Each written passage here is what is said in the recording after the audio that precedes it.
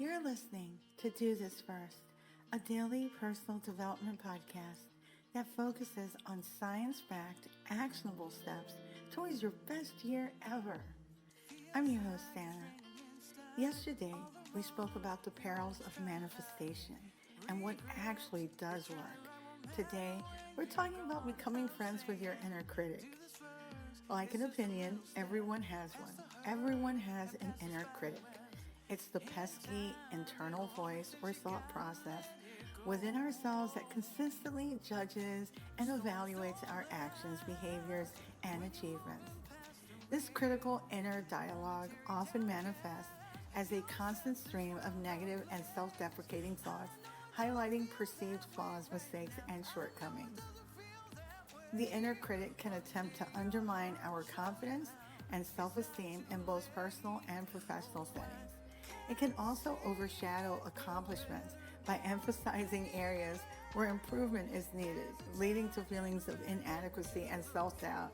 It can even take our victories away from us by just poking holes in everything, even if we were successful.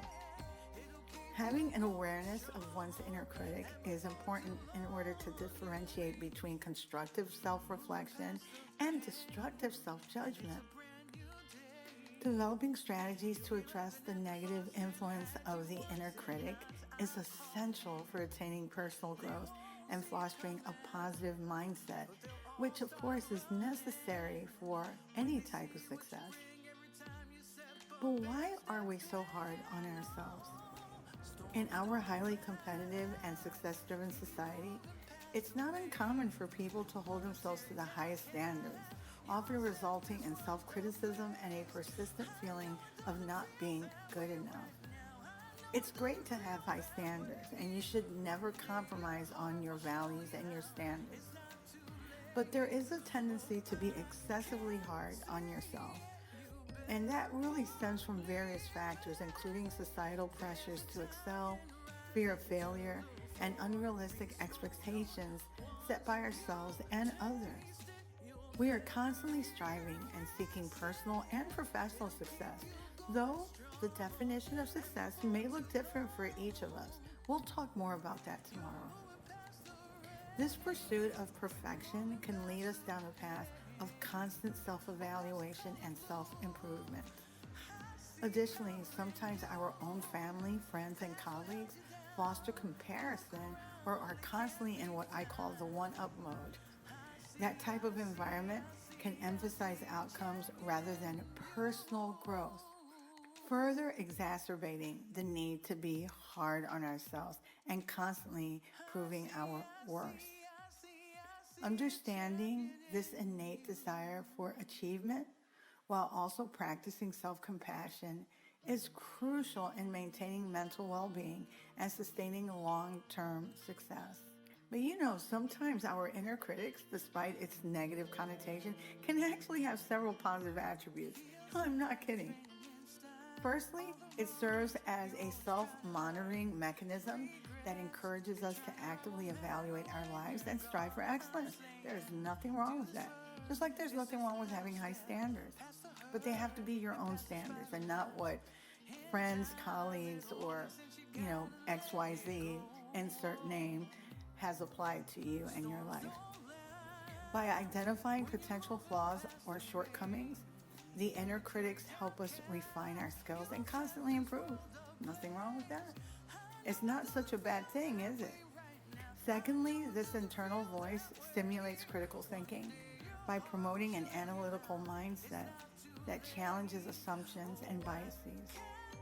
It prompts us to gather more information, to develop alternative perspectives, and make well-informed decisions.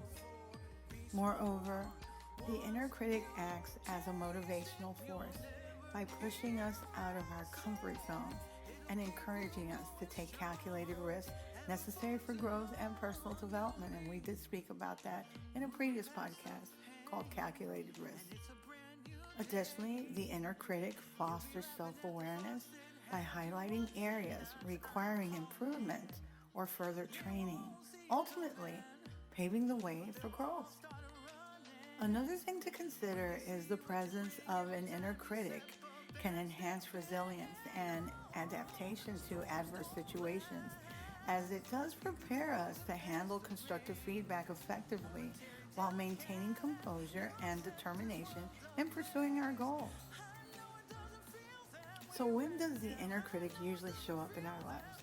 The inner critic typically emerges within a personal or professional context when individuals are engaged in activities that involve evaluation or judgment. It tends to surface during moments of vulnerability, such as receiving feedback, presenting ideas, or facing challenging situations, or even something that didn't go right, failed relationships. The inner critic's appearance is often triggered by high-stakes projects, fear of failure, or the pressure to meet expectations and standards. It tends to intensify when we compare ourselves to others in our group that have accomplished more, or when we start to feel inadequate about our performance or the outcome of a relationship. Additionally, the inner critic can also emerge when we confront imposter syndrome and doubt that our own competence and expertise is up to snuff, so to speak. In a professional setting, the inner critic can hinder creativity, confidence, and productivity if not managed effectively. Consequently, developing self-awareness and cultivating strategies to counteract the negative influences of our inner critic plays a crucial role in fostering growth and success within all of our endeavors. However, managing the inner critic is a skill. It's a skill that's important to build, as what the inner critic has to say is not always in our best interest. First, we need to recognize its voice. Pay attention to your self-talk patterns and listen for that critical negative voice. It might sound like your strict third grade teacher or that one relative who always finds fault in everything you do. By becoming aware of these patterns and recognizing the voice of the inner critic, you can begin to challenge its validity and regain control over your thoughts. Secondly, the inner critic doesn't just magically appear. It's often shaped by past experiences and external influences. Take a moment to reflect on where this critical voice might have originated from. Maybe it stems from childhood experiences or societal pressures. Understanding the origins and influences of the inner critic helps us put things into perspective and helps us realize that it's not a reflection of our true worth. Third thing to consider, negative self-talk. It can just pop up in a very natural and unassuming way. You almost don't even notice it. Yes, it can be very, very sneaky. But with a little detective work, you can catch it in action. Recognize the common negative self-talk patterns such as catastrophizing, overgeneralization, or personalization. When you catch yourself engaged in negative self-talk, challenge it with evidence to the contrary. Remember, just because you think something doesn't mean it's true. Number 4, reframing.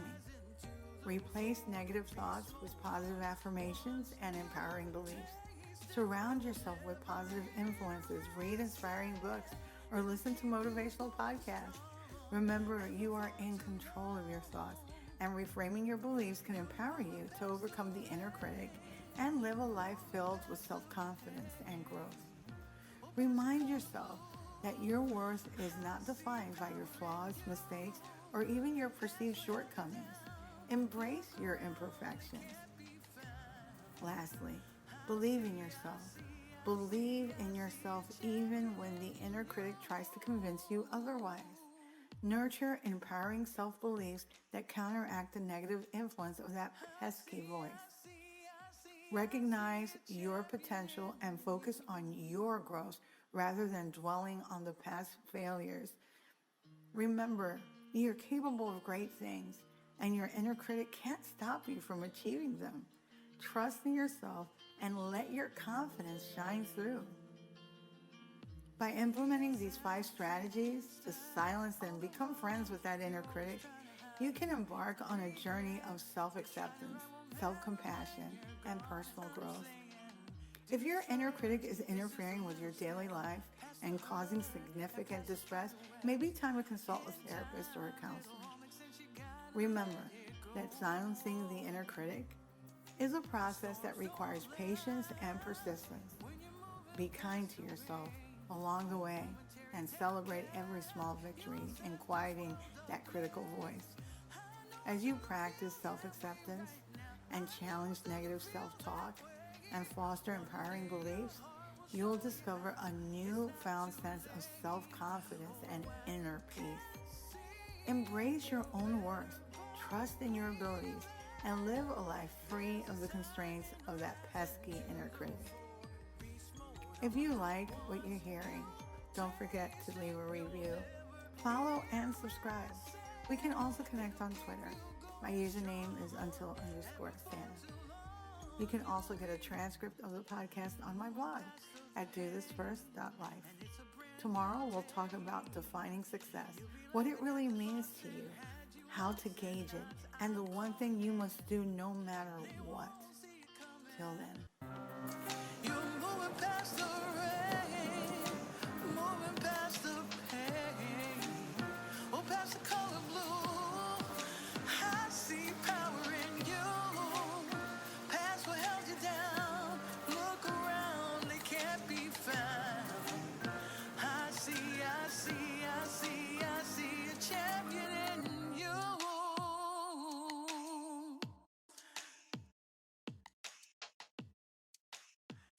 I see a champion in